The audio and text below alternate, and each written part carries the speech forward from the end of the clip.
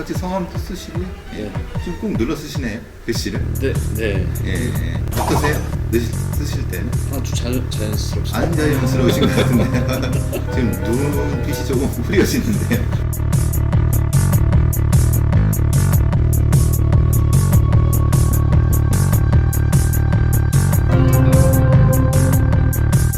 프로파일러 배상훈이라고 합니다. 프로파일러랑은 범죄심리 수사관을 의미를 하는데 강력 사건을 심리적인 방법으로 수사하는 사람입니다. 별걸 다 하네. 잘 들으셨죠? 들고 있는 거 아니야? 네. 처음에는 이게 범죄 심리를 다루시다 보니까 되게 좀 무서울 것 같기도 하고 좀 딱딱할 것 같기도 했는데 죄를 지었을 때 형사를 대면했을 때 하고 프로파일러 그러니까 경찰관을 대면할 때하고 프로파일러 대면할 때하고 좀 다르다면서요? 예. 어떻게 다릅니까? 형사가 하는 건 인터뷰라고 합니다. 취조라고 합니다. 형사와 피의자는 네.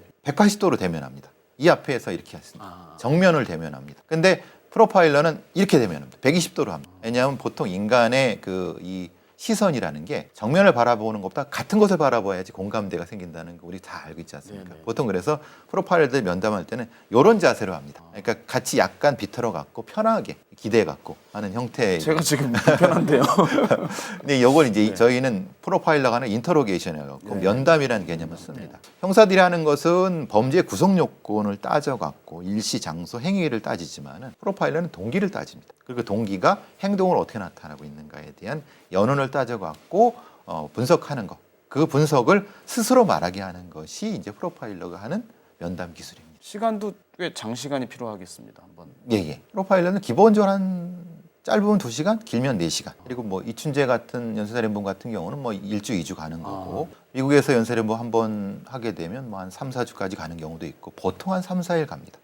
왜냐하면 이 범죄를 저지른 사람 아니면 범죄에 관련된 사람은 당연히 처음에 거짓말을 하지 않겠습니까? 그 거짓말을 벗겨낸다고 하는 드러내는 작업을 먼저 하고 그러면서 라포가 형성되면서 스스로 얘기하게 하는 작업들이 그래서 조금 오래 걸리죠. 그러려면은 체력도 좀 좋으셔야 될 것 같아요. 평소에 운동 좀 많이 하세요? 체력보다는 방광이 세야 됩니다. 현실적인 문제. 예. 충분히 그럴 수 있겠습니다. 그래서 물을 이제 그거 할 때는 물이라든가 아니면 먹는 거에 조심 많이 합니다. 제가 이거 하다가 스톱하고 오줌 누러 가면은 오줌이라고 누러 가면은 흐름이 끊깁니다. 그때부터 다시 그 용의자는 거짓말을 또 시작합니다. 네네. 그러니까 그걸 한 타임을 계속 붙잡고 쓰려고 하면 저도 버티게 해야 되고 상대방도 버티게 해야 되는 이게 중요하죠. 그거 좀 경험이 쌓이면은 가만히 똑같이 행동합니다. 그러니까 막 떠들 때 저도 똑같이 막 욕하고 그럽니다. 그리고 막 아무 얘기 안 할 때 같이 가만히 있습니다. 그러면 그걸 먼저 깨는 사람이 지는 거죠. 버티기. 누가 잘하느냐. 예. 그 다음에는 방광이 누가 크느냐. 그렇죠. 네. 그때 이제 나오는 행동이 있습니다.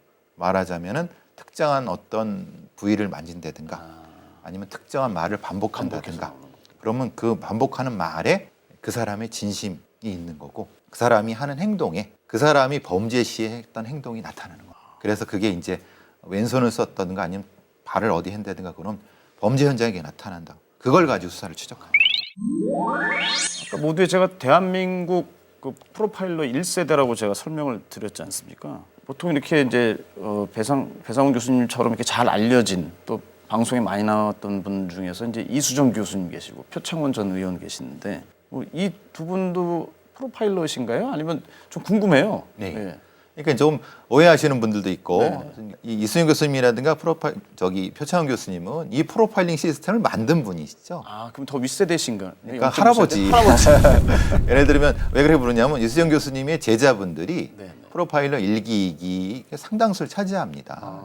제가 1기고 그런데 그러니까 말하자면 그분들은 이 시스템을 만들고 자문을 해줬었던 선생님이자 교수님이신 분들이기 때문에 저희들은 그렇게 장난삼아 그렇게 부르긴 하죠. 이수정 할머니, 표창원 할아버지.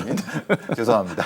그러니까 그 영역이 네. 있고 그 뒤에 이제 실전에서 뛰는 저 같은 사람, 뛰었던 사람, 뛰는 사람들이 있고 중간에 이제 권일용 교수님이 중간에 계세요. 연결해 주신 분이죠. 그러니까 그분 자문 교수님과 정식 프로파일러 기수들이 있고 중간에 이제 이걸 연결해 주셨던 권일용 교수님 같은 분이 중간에 계시죠. 또 말씀 중에 이제 1기, 2기 이렇게 하셨어요? 프로파일러 1기, 2기. 지금은 몇 기까지 가 있는지 그리고 한 기수마다 특채를 하는 겁니까? 아니면 공채를 하는 겁니까? 이런 선발 과정도 좀 궁금하네요. 예, 경찰청에서는 2003년도 유영철 연쇄살인 사건을 계기로 해갖고 물론 그 전에도 약간 시범적으로 있었지만은 정식으로 이제 정부의 인사혁신처 TO를 받아서 공식적 특채로서 1기를 본 그때가 16명을 뽑았고요. 2기가 14명 뽑았고 3기가 10명을 뽑았습니다. 그러니까 40명을 우선 시범적으로 특채해갖고 1, 2, 3기를 뽑은 다음에 성과를 보고 뽑자 그래서 그 뒤에 한 5년을 안 뽑은 다음에 그 뒤에 또 4, 5, 6기를 뽑고 근데 그때는 좀 인원이 줄어들었습니다. 한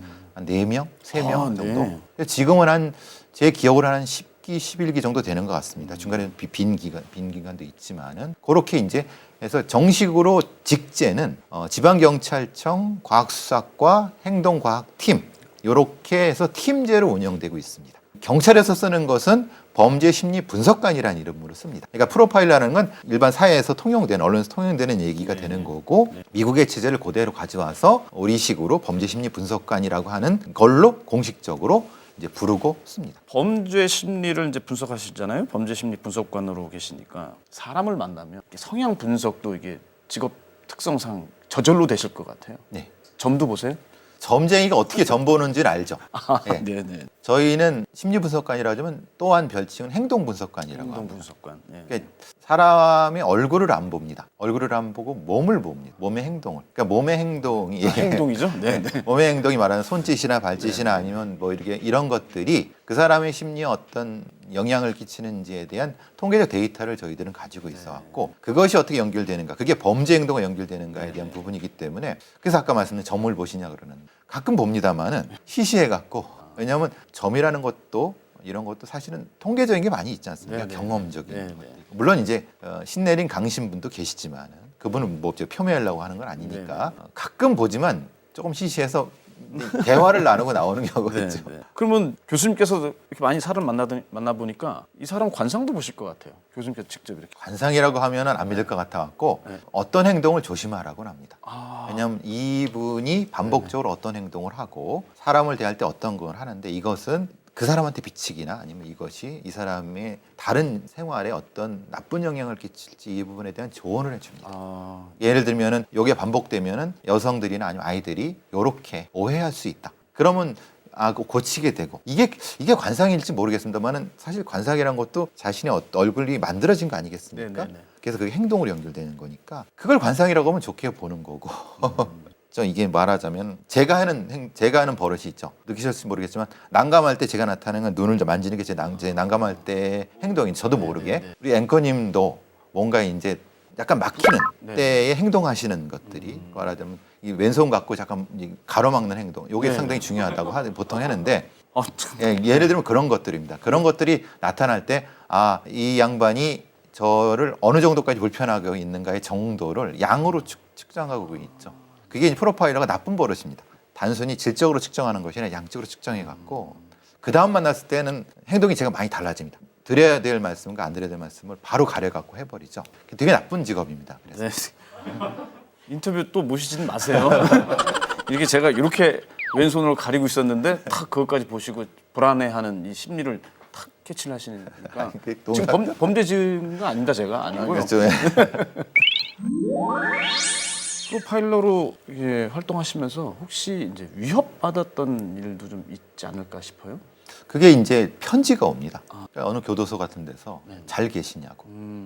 예전에 학교에서 이제 공식적으로 페이스북 같은 거 개설하라고 해갖고 그 뭐 입시용으로. 근데 거기에 이제 이런 걸 다는 거죠. 예전에 제가 다뤘던 성범죄자. 그러니까 잘 계시냐고 물어보는 거는 한번 찾아오겠다는 거 아니겠습니까? 그런 부분들이 부담이 많이 되죠. 그래서 뭐 제가 연구실에 이제 그런 편지들이 오면은 예전에 읽어봤는데 요새는 잘 안 읽어보고 그냥 보관만 해둡니다. 그런 부분. 보관은 하세요? 예, 보관해야죠. 왜냐하면 나중에 문제가 되면 또 할 수 있으니까. 다행히 또 그런 경우 중에서 과시를 하는 그런 편지 중에서 과거 사건의 단서가 되는 경우도 있습니다. 역시. 그러니까 왜냐하면 자기가 이런 일을 했다고는 과시를 하는 과정에서 은연중에 얘기하는 경우가 있죠. 그래서 그거가 되면은 또 다른 경찰에 제가 아는 후배들한테 이걸 또 얘기해줘 갖고 수사해 보라고 이렇게 하는 겁니다. 요즘 미니멀 라이프 해가지고 다 버리는 추세인데 또 배 교수님한테 뭐가 가면 일단 데이터화 시켜서 한번 혹시나 단서가 되죠. 단서가 될 수 있으니까 코로나19로 인해서 이제 모든 게 다 바뀌어 가고 있습니다.